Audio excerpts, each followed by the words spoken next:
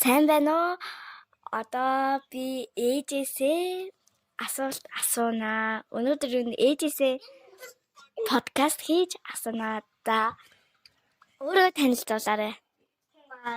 Сайн байна уу? Намайг Ундрал гэдэг. 3 хүүхэдтэй, ам бол 5 буулаа амьдардаг. За өөрөө танилцуулчлаа.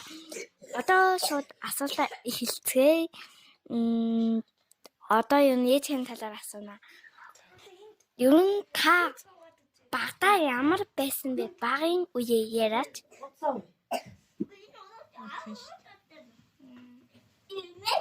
Яг аль үеийг асууж байна? 6-7 настай үе. Манай тухайн үед чинь 6-7 настай гэдэг чинь 98-99 он юм байна. 98 он юм байна. Тэгэхэд болохоор яадсан гэхээр би тэд сургуульд орох байсан. Тухайд 8 настайдаа сургуульд ордог байсан. Цэцэрлэгийн хүүхэд байсан. Их сони юм тий. Тэгээд дүүтэй яг 6-7 настайдаа би хөдөө зуны амралтаар явжсэн. Анх удаа ээж аваараа биш агаатайгаа хамт өвөөгийнх руу явжсэн. Гээгэнэ яг бид хоёрыг харж асарч зуны 3 сар хөдөө байлаа. Одоо хүүхдүүд чинь одоо тийм ихтер тааны үеийг мэдгүй тийм болохоор сайн тааны үед ямар байсан бэ? Юу байдаг байсан бэ гэдгийг ер нь хэлвэл зүгээр гэж бодож байна. Тэр үед бол бид нэр 6-7 настай үед бол яг зурагт бол идэв байсан. Гэхдээ зурагтаар хэр баргийн яг ингээ одоогийнх шиг юм хүүхдэд зориулсан контентууд байхгүй, ухрааж үзэж чаддгүй. Тийм учраас орой яг нэг хүүхдийн нэвтрүүлэг ч юм уу, Google-тэй гарах үе. Боролдойн цаг маг ч юм уу, тийм гарахад бол зурагт үзэн. Тэрнээс бусад цагт нь бол огт зурагт утас байдаггүйсэн. Бас ийм дэлгэц шитүүг гэж байдгүйсэн. Тэгээ бид нар чинь тийм утас гэж мэдэхгүй. Тэгэхээр маш их цаг бид нарт идэг. Гэхдээ бас маш завгүй байдаг байсан. Тэгэхээр юу хийдэг байсан бол гэж асуулт чинь маш сонирхолтой байгаа хаа тий. За бусад хүүхдүүд миний үеийн бусад хүүхдүүдийн хувьд бол одоо тийм байсан л да. Тухайн үед чинь бас одоо ч гэсэн байгаа л да. Ингээд хүний амьдралын орчин гэж янз бүр байдаг. Хаана амьдарч байна вэ те? Амьдарч байгаа газрын орчинд одоо нийгмийн ямар харилцаанууд үүсч байна вэ? Тий. Ямар харилцаанууд үүсч байна вэ буюу ямар найзууд байсан бэ ч гэх юм уу те. Олон найз нартай тоглодгоо ер нь яаж өссөн бэ гэдэг чиг сонирн байдаг л да. Тэгэхээр яах вэ гэхээр бид нар ч утас шүрмэс гэж байхгүй. За хичээл номтой үед бол хичээл номдоо явна, сургууль дээрээ тоглож наадна. За агаага хичээгээ ахыгаа дүүгээ сургуулиас нь тархыг хүлээгээд хамтдаа харьдаг. Сургууль маань бол гэрээс хол цэцэрлэг маань. Цэцэрлэгт явдаг хот бол яг аав ээж хажуу айлын аав ээж ч юм ингээ аваал нэгээ зөөгөл явчихдаг байсан. Тэгээд чөлөө цагаараа ингээд утасч байхгүй, тийм байхгүй. Тэгээ дээрэс нь та нар шиг бас ийм байхаагүй. Зураг хоббиттэй тий байлаа шүү дээ. Гэхдээ зургийн дэвтэр өнгийн гой харандаа будаг гэж бас байдгүйсэн. Балын харандаа. Тий гих мэтлэнд балын харандаач бараг байхгүй, зургийн дэвтэрч байхгүй. Тэгээ нэг том агаа нарын үлдсэн нэг дэвтэр мөвтрөөл тэрэн дээр зурдаг ч юм уу. Тиймэрхүү цаг үе байлаа. Тэгээд яадаг байсан бэ гэхээр үеийнхэн хүүхдүүдтэй ойролцоо насныхаа хичнэр дүүнэртэй маш гоё тоглодог байлаа. Гэр бүл гэж тоглодог байлаа. Байлдаж тоглодог байлаа. За гадаа тоглодог байлаа. Гэх мэтчлээ янз бүрийн тоглоом зохиож өөрсдөө тоглодог байсан. Бэлэн тоглоом бас байгаагүй. Барби ч юм уу. Бэлэн юм тоглоом байхгүй. Бүгд дандаа өөрсдөө ингэж зохиож эд хэрэгслэр Чулуун гоё тоглоом өөрөгч.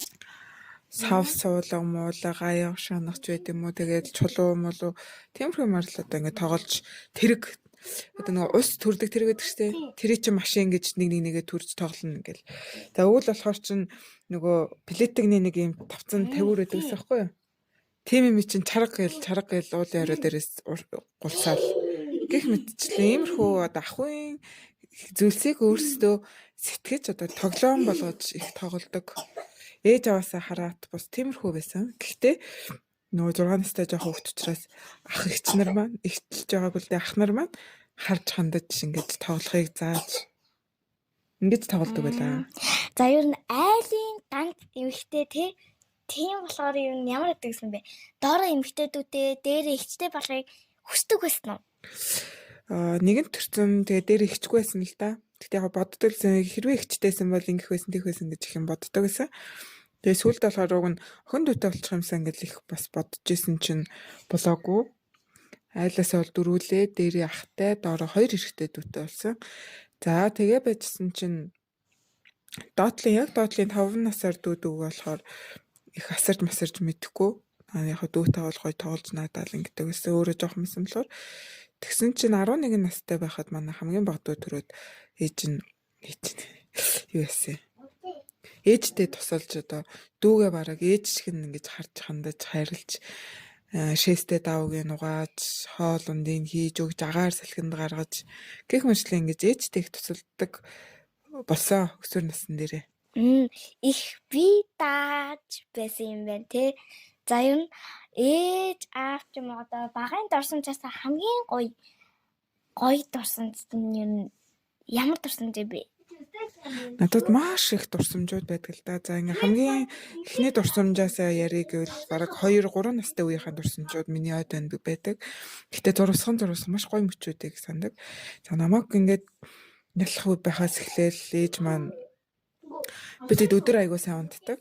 Тэгээд унтуулахдаа ээж маань яаж унтуулдаг гэсэн бэ гэхээр гоё хөгжим тавьж ингэж радио тавьж намуухан тавиад тэгээд тэр радионы аялгаунд айгуу ингэж бүүвэлэгдэж унтдаг. Тэгээд тэр хооронд манай ээж бол өөрийнхөө гэр орныхоо ажилтнуудаа айгуу сайн хийдэг тийм байсан. Тэгээд манайх ч баян шүнд байдаг. Уулын ингэр нэлийн орой дээр гэх юм уу чахуу.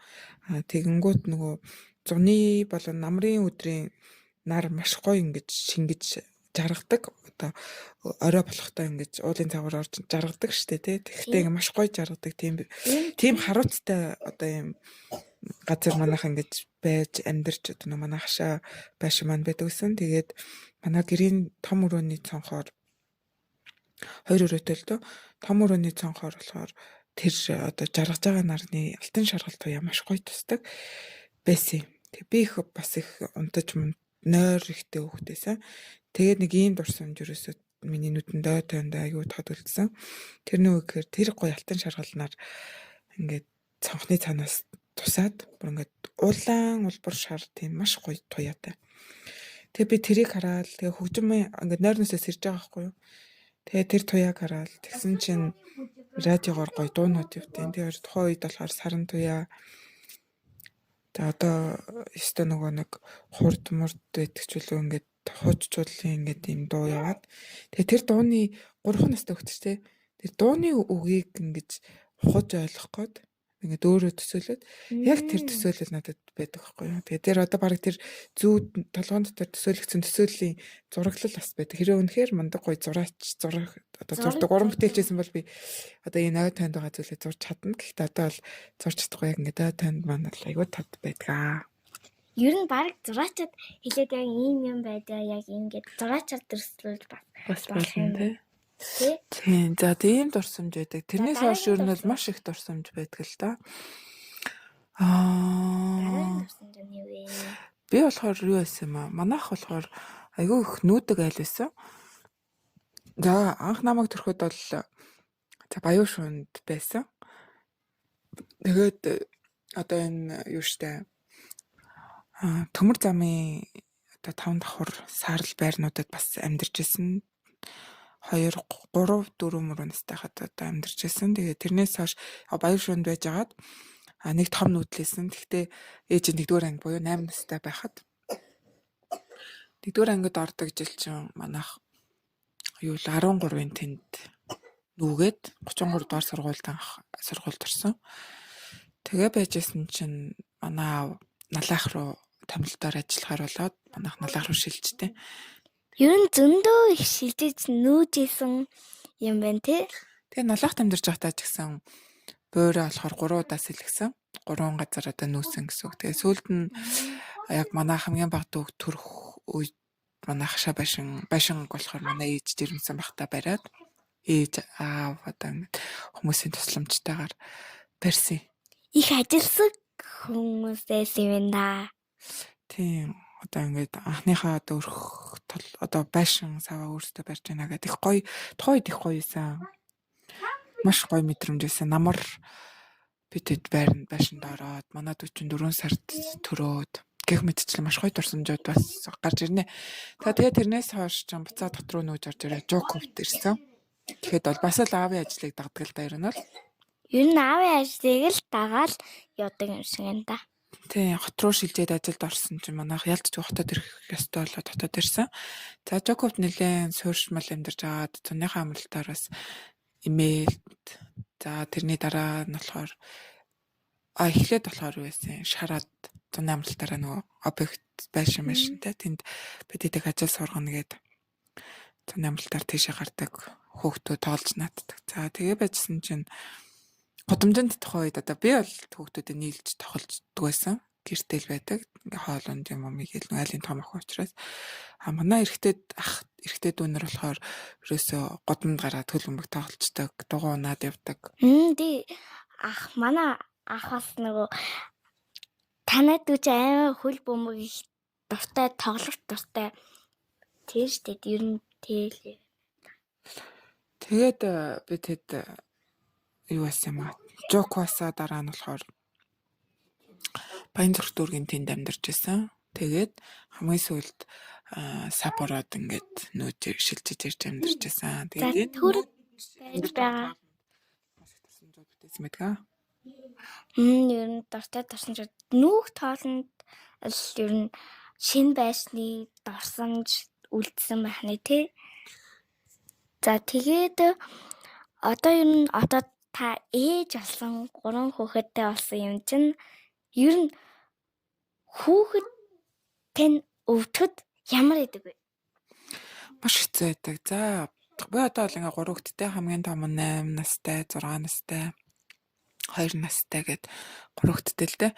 Анх 23 настайдаа том охиноо л төрүүлсэн. Тэгээд нөгөө төрөөл ер нь бол гидсэн жирэмсэн багтаа болохоор яг хүүхдтэй болно гэж боддог гэж байгаад яг төрсний дараа бол боддоор мэдэрдэм лээ. Тэгээ өөрөө би их жоохон хүн байсан л да 23 настай жоохон хүн байсан чинь хүүхдтэй болоод тэгээд шоконд орсон. Яг юунаас болж тийрээ? Шууд нэм болох хүүхэд гарч ирээ шууд шоконд ороод бөө хүүхэд гэдэг чи юм байт юм биш үү? Хөөх би ийм хүүхэд төрүүлж чадсан юм уу? Надаас төрсөн гэдэг нь үнэн юм бэлөө гэл ингээ гайхаал. За тэгээ байжсэн чи манайх яа гэж бодлоо чинь сар гарахантай ч л их л нялх байж байгаад эхний ханаа төрд юм аа. За тэр цагаас нэг сар биш юм байна. Ер нь бол чихмхэн нүддэг айгүй их ороолгогүй юм байсан. Гэхдээ ханаа төрөөгөө тэгээ чихмхэн нүдэл үзүүлж харуулаад явдаг тийм. Бас хээрж мээрж үлдэг тэгдэгсэн. Тэгээ тэр нь бол өвчин биш нэг юу гэдэг юм дээ. Ингээд нялх нэраа үеийнх нь л нэг тийм давах хэвтэй зүйлсэн. Тэгээ байжсэн чинь намар болоод 10 сард ингээд 5 сар хүрд юм аа. Тэгтэл одоо яг одоо энэ Утаамтай Долометр хотын цагуур тэгэл вирус дэгддэг, ханаа томоо дэгддэг үлрэл ирээд тэг уг нь бол гэртээ айгу харж ханддаг байсан чинь ханаа түрхчихдэг. Тэгэл тэр үед маш хүндэс амар хүндэс. Яг л нөгөө шоконд орно гэж өвчний шоконд ороод нөгөө айгу юм цэртэй сонин амьсгалаал ханаал. Яг стыг нь мэдгүй. Эмчүүд хөдөлгөөд яг стыг мэддэг эмчилгээгээд утлаг хийлгээд ийм дараа болгож байгаа. Гэхдээ ерөөсө цог унтаж чадахгүй амьсгалын бодоол ерөөсө шүнжин нойргүй өдөржин нойргүй ингээл яана гэл өөрөө амьсгалахаар яг ингээл хүүхдийнхээ өмнөөс уйлах гал ингээ хэцээсэн.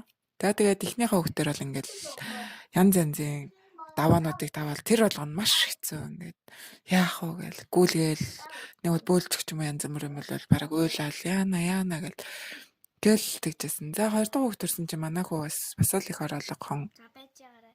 Нөгөө ер нь баг одоо 2 хүүхэд дээр маш их ер нь анхны хүүхэд дээр туршлагаад урт хүүхдээ бол яг яах вэ сайн мэдж авсан баг тий.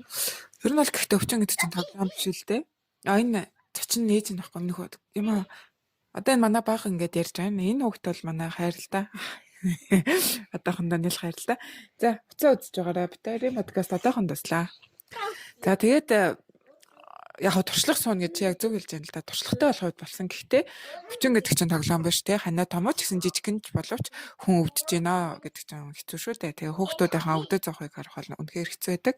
Тэгэл болох ингээд туршлагатай болсон учраас дулаан хугацаа өмсөн гэдэг бүх юм хүүхдүүдэд айгуу сайн зааварчилж өгдөг. Тэгээд зарим тохиолдолд хүүхдүүд зааварчилгаанд ордгоо чихэр жимсээ хиддэг, хувцсан руу өмсдгөө гэх мэт байдлаас болоод ингээд өвчмөсгөө маш хэцүү байдаг. За нөгөө талаас яг дархлаагийн дэмжээ, тэ витамин юм цаг тухайд нь уулын хоол ундаа сайн хэдүүлээд тэр болгон дээр анхаардаг. Гэхдээ бас нэг асуудал гарч ирж байгаа. Тэрний үг гэхээр ээж гэдэг хүн чинь насан туршдаа бас гэртээ байж болно тий. Хүүхдүүдэд харж болно. Нөгөө талаас бас нийгэм тэгээ өөрөө сурж боловсрсан бас ингээ ажил төрөл хийх ёстой гэж боддог. Хүүхдүүдэд нэг өөргөө сургууль гэж судлаарч нэг чинь ажил төрөлдөө ордог. За тэгээд баг хүүгээ ер нь тэг бүгдийн л нэг хүргээл ажилдаа ордог л доо. Тэгээд сая манай багч нь бас ялангуяа ковид үед төрсөн. Тэгээд их манад хүнд хүрдэг болоо. Тэгээд ялчгөөр ажилдаа учраас 100% арчилгаа тавьж чадахгүй болохоор ингээ эндээ маш их чаналдаг. Тэрнээс яг өвдгөр нь дагаж бол шаналха болсон тий. Өвчнийг бол бид нар яаж хийж байгаад авч идэх ёстой гэд. Тэгтэл өөрийнхөө чадах хүчин чармаалт одоо хасаргаа сувилгааг хийх цаг хугацаа боломж байхгүй болохоор тэр цаг хугацаа гаргаж өгч чадахгүй одоо бол маш их шаналж завж байгаа одоо. За ер нь одоо үдж байгаа хүмүүс ер нь хүүхдүүд үдж байгаа штэ. Тэр ээж нар чинь ер нь яг манай ээж шиг л ингэж яг та нартай яг ингэж санаа зовдөг байх. Тийм. Ер нь бол хүүхдүүд бол их ээж автаа сонсож байгаа шүү дээ. Тэгэхээр ингэдэг юм аа. Ээж аавд бол хүүхдээ төрсэн цагаас нь хамт байсан те. Нэрээ юу ч мэдгүй нэлэх нэрээ дүнгууд мэмэдэг хамт байсан. Тэгэхээр хүүхдээ яахаар гунгэлдэг үлээ, яахаар одоо уйлдаг үлээ. За ямар үед өвддөг үлээ. За ямар үед нойр үлээ ч юм уу те. Сэтгэл хөдлөл нь яадаг үлээ, бие махбод нь ямар үлээ, аль нь сул үлээ, яадаг үлээ гэ бүгдийг мэдж байгаа учраас зөвлөдөг хүүхдүүдтэй. За ингээ хувцас зөв өмсөөрөө туулаарай. За ийм хоолой дээрээ шүлтэ устай хоолой дээрээ халуун бүлээн юм уу. Тэгээ ээж аав хүнд орох юм бол дээрүүл саруул байна тий. Ядаж ханаа том өрөхгүй. За даалгавраа яг одоо хий. Маргааш тийм юм аа хий. За тий. Гэх мэт ээж аав хүүгэнд маш сайн орцгоо гэж зөвлөё. За тэгэхээр та бүхнийг маш сайн мэдж байгаа шүү. За баярлалаа.